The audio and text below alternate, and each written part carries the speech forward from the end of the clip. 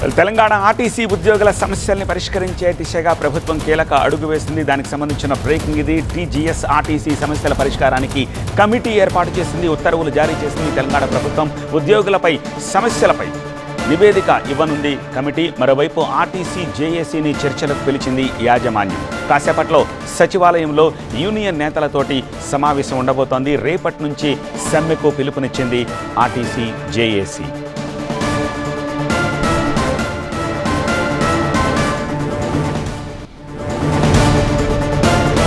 RTC ఉద్యోగుల డిమాండ్ల పరిష్కారానికి ప్రభుత్వం సానుకూలంగా ఉందన్నారు మంత్రి పొన్నం ప్రభాకర్. డిమాండ్లను పరిశీలించేందుకు ప్రత్యేక కమిటీని ఏర్పాటు చేశామని, కార్మికులు తమ సమస్యలను కమిటీకి వివరించాలని సూచించారు.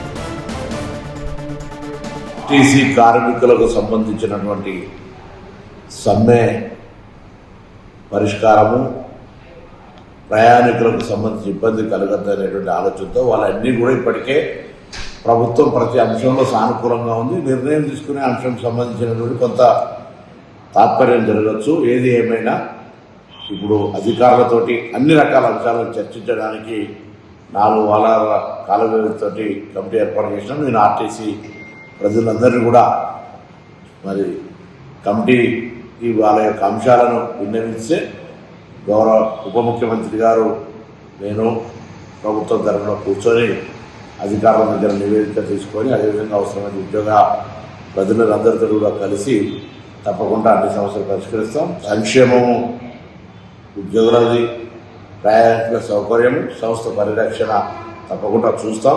కాబట్టి ఎటువంటి బేసిజన్ పోకుండా అధికారులకు సంబంధించినటువంటి సమస్యలన్నీ నివేదించమని వారితో అందరూ కూడా ఉన్నత అధికారులు వాళ్ళ ద్వారా ప్రభుత్వంకు నివేదిక తీసుకొని వాటన్నింటినీ పరిష్కారం చేయడం జరుగుతుందని నేను విజ్ఞప్తి చేస్తాను.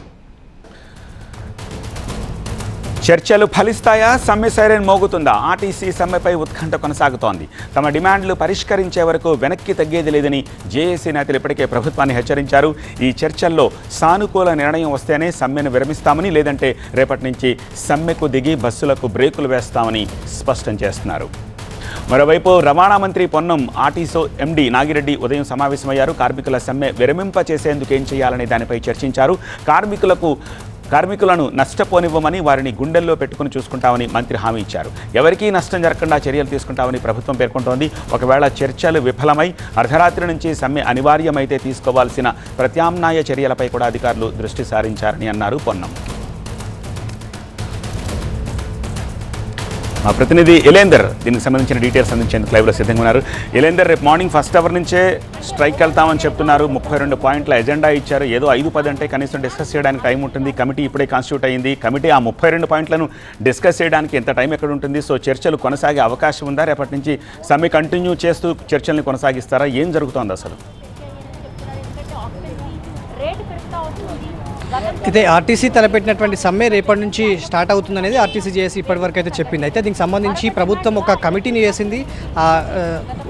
ట్రాన్స్పోర్ట్ సంబంధించినటువంటి స్పెషల్ చీఫ్ సెక్రటరీకి సంబంధించినటువంటి అధికారి వికాస్ రాజ్ చైర్మన్గా, ఆర్టీసీ ఎండీ కన్వీనర్గా, మిగతా ఆర్థిక శాఖకు సంబంధించినటువంటి అధికారి దానకిషోర్, అయితే విధంగా లేబర్ కమిషన్కి సంబంధించినటువంటి సందీప్ కుమార్ సుల్తానియా, అదేవిధంగా లేబర్ కమిషన్కి సంబంధించినటువంటి దానకిషోర్, వీళ్ళంతా కూడా కమిటీని ఏర్పాటు చేసినటువంటి పరిస్థితి. సో ఆ కమిటీతో ఇప్పుడు చర్చలకు ఆహ్వానించింది ఆర్టీసీ యాజమాన్యం. దీనికి సంబంధించి ఆర్టీసీ జేఏసీకి సంబంధించినటువంటి ప్రతినిధులు ఇప్పుడే కొంచెం క్రితమే లోపలికి వెళ్ళారు.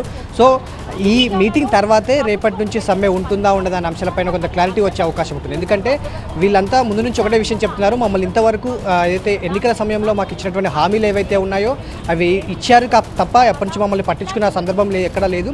సో మాతో పిలిచి మాట్లాడితే ఇవన్నీ సమసిపోతాయి కదా అనేది వీళ్ళు మొదటి నుంచి ఆర్టీసీ జేఏసీ చెప్తున్నటువంటి మాట. సో ప్రభుత్వం రవాణా శాఖ మంత్రి మాత్రం ఇన్ని రోజుల నుంచి మా తలుపులు తెరిచే ఉంటాయి, మీ సమస్యల పరిష్కారానికి నేను సిద్ధంగా ఉన్నాను, మిమ్మల్ని ఇబ్బంది పెట్టను అని చెప్పి చెప్తూనే ఉన్నారు. కానీ ఎక్కడా కూడా ఎవరు ముందడిగేసి చర్చలకు వెళ్ళినటువంటి సందర్భం కనిపించలేదు. సో ఇప్పుడు ఒక కమిటీ ప్రభుత్వం ఫామ్ చేసింది.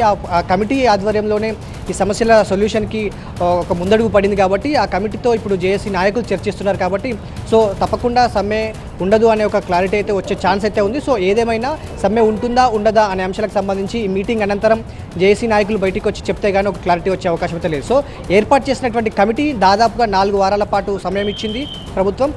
4 వారాల పాటు ఆర్టీసీ జేఏసీ ఇచ్చినటువంటి డిమాండ్స్ ఏవైతే ఉన్నాయో, వాళ్ళ సమస్యలు ఏవైతే ఉన్నాయో ఆ సమస్యలపైన పూర్తి స్థాయిలో చర్చించిన తర్వాత ఒక నివేదిక తయారు చేసి ప్రభుత్వానికి ఇవ్వాల్సి ఉంది. సో 4 వారాల తర్వాత ఈ కమిటీ ఇచ్చేటువంటి నివేదిక ఆధారంగా సమస్యల పరిష్కారం ఏ విధంగా ముందుకెళ్తుంది అనే అంశాలకు సంబంధించి ఒక క్లారిటీ వస్తుంది. సో సమ్మె పైన మాత్రం ఈ మీటింగ్ అనంతరం ఒక క్లారిటీ వచ్చే ఛాన్స్ అయితే కనిపిస్తుంది. All right,